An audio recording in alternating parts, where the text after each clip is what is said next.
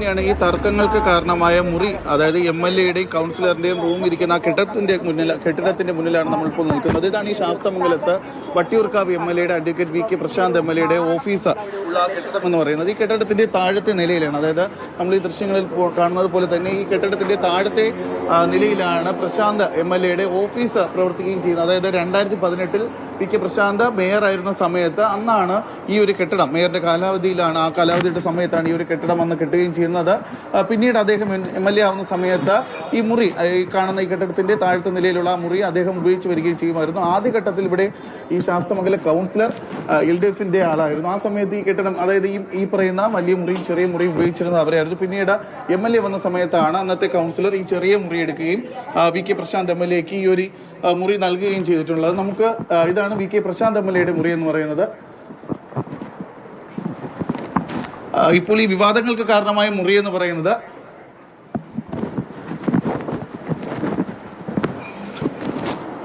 ഈ ഓഫീസിന് തൊട്ട് പിന്നിൽ, അതായത് ഈ VK പ്രശാന്ത് MLA-യുടെ ഓഫീസിന്റെ അകത്തേക്ക് കയറിയില്ല, അതിന്റെ അകത്തു കൂടിയാണ് S മധുസൂദനൻ നായർ എന്ന് പറയുന്ന ശാസ്തമംഗലം മുൻ കൗൺസിലർ, BJP കൗൺസിലറിന്റെ മുറി എന്നുള്ളത്. അദ്ദേഹം നേരത്തെ മാധ്യമങ്ങളോട് സംസാരിക്കേണ്ടത്, അതായത് അദ്ദേഹം പറയുന്നത് അദ്ദേഹം ഈ മുറി അങ്ങനെ ഉപയോഗിച്ചിട്ടില്ല. കാരണം അദ്ദേഹം പറയുന്നത്, എനിക്ക് ഒരു മുറി, ഓഫീസ് മുറി ആവശ്യമില്ല, എനിക്ക് ജനങ്ങളോട് സംസാരിക്കുന്നതിന് വേണ്ടി, അവരുടെ കാര്യങ്ങൾ ഇടപെടുന്നതിന് വേണ്ടിയും ഞാൻ ജനങ്ങളോട് ഒപ്പമായിരുന്നു, അതുകൊണ്ട് തന്നെ ഞാൻ ഈ മുറി ഉപയോഗിച്ചിട്ടില്ല. ഒരു 6 മാസത്തേക്ക് മാത്രമേ ഈ മുറി അദ്ദേഹം ഉപയോഗിച്ചിട്ടുള്ളൂ എന്ന് പറയുന്നത്. അതായത് ഈ ശാസ്തമംഗലം കൗൺസിലറിന്റെ, ഈ MLA-യുടെ ഓഫീസിന്റെ അകത്തുള്ള ഈ കൗൺസിലറുടെ ഒരു റൂം എന്ന് പറയുന്നത് മുൻപിരുന്ന കൗൺസിലർ അങ്ങനെ ഉപയോഗിച്ചിട്ടില്ല എന്ന് തന്നെയാണ് അദ്ദേഹം നേരത്തെ മാധ്യമങ്ങളോട് സംസാരിച്ചപ്പോൾ പറയുന്നത്. പക്ഷേ ഇപ്പോഴത്തെ കൗൺസിലർ ഇവിടെ വന്നപ്പോൾ അവർക്ക് ഇതിന്റെ അകത്തുള്ള സൗകര്യക്കുറവ് ഒരു പ്രശ്നമായി മാറി എന്ന് പറയുന്നുണ്ട്. കാരണം ഈ കാണുന്ന പോലെ ഒരു ചെറിയ മുറിയാണ് കൗൺസിലറുടെ ഓഫീസ് എന്ന് പറയുന്നത്.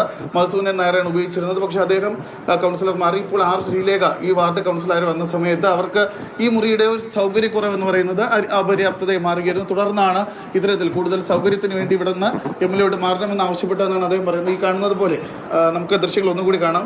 ഈ ഒരു മുറിയുടെ അകത്ത് സൗകര്യക്കുറവുള്ളത് കൊണ്ട് ഷെൽഫൊക്കെ ഇപ്പോൾ സൂക്ഷിച്ചിരിക്കുന്നത് ഈ മുറിക്കകത്തുള്ള ബാത്റൂമിന്റെ അകത്താണ്. അലമാരയും മറ്റു ഷെൽഫും ഒക്കെ സൂക്ഷിച്ചിരിക്കുന്നത്. അതുകൊണ്ട് തന്നെയാണ് അവർക്ക് ഒരു കൂടുതൽ സൗകര്യം ആവശ്യമുള്ളതാണ് പറയുന്നത്. മറ്റൊരു കാര്യം എന്ന് പറയുന്നത്, VK പ്രശാന്ത് MLA-ക്ക് ഈ കെട്ടിടത്തിന്റെ കാലാവധി, അദ്ദേഹം ഉപയോഗിച്ചുകൊണ്ടിരിക്കുന്ന മുറിയുടെ കാലാവധി അടുത്തൊരു വർഷത്തേക്ക് കൂടെയുണ്ട്. നിയമപരമായി തന്നെയാണ് VK പ്രശാന്ത് MLA ഒരു മുറി ഉപയോഗിച്ചുകൊണ്ടിരിക്കുന്നത്. അതുകൊണ്ട് തന്നെ അദ്ദേഹത്തോട് നിർബന്ധിച്ച് ഇവിടെ നിന്ന് മാറാൻ പറയാൻ കൗൺസിലറിനോ നഗരസഭയ്ക്കോ സാധിക്കില്ല. കാരണം അദ്ദേഹത്തിന് വാടക ചീട്ടുണ്ട്. അടുത്ത വർഷം വരെ അദ്ദേഹത്തിന് ഇവിടെ ഈ മുറി ഉപയോഗിക്കുന്നതിന് വേണ്ടിയിട്ടുള്ള കാലാവധിയുണ്ട്. പക്ഷേ ഒരു പ്രശ്നം എന്ന് പറയുന്നത് കൗൺസിലറുടെ മുറിയിൽ സൗകര്യക്കുറവുണ്ട്. പക്ഷേ സൗകര്യക്കുറവുണ്ടെന്ന് പറഞ്ഞുകൊണ്ട് തൊട്ടടുത്തുള്ള മുറിയിൽ താമസിക്കുന്ന അല്ലെങ്കിൽ മുറി ഉപയോഗിക്കുന്ന ആളോട് നമുക്ക് മാറിപ്പോകാനും നമുക്ക് പറയാൻ അവകാശമില്ല. പക്ഷേ ഇവർ പറയുന്ന, അതായത് ശ്രീലേഖ പറയുന്നത്, ശ്രീലേഖയോടൊപ്പം ഉണ്ടായിരുന്നവർ പറയുന്നത് അവർ സൗഹാർദ്ദപരമായാണ് ആ സമയത്ത് സംസാരിച്ചതെന്നാണ് പറയുന്നത്. പക്ഷേ എന്തൊക്കെയായിരുന്നാലും ഈ ഒരു മുറിയാണ്, അതായത് VK പ്രശാന്ത് MLA-യുടെ മുറിക്ക് തൊട്ടകത്തായുള്ള കൗൺസിലറുടെ ഈ ഒരു മുറിയാണ് ഇപ്പോൾ വിവാദങ്ങൾക്കെല്ലാം തന്നെ കാരണമായിട്ടുള്ളത്.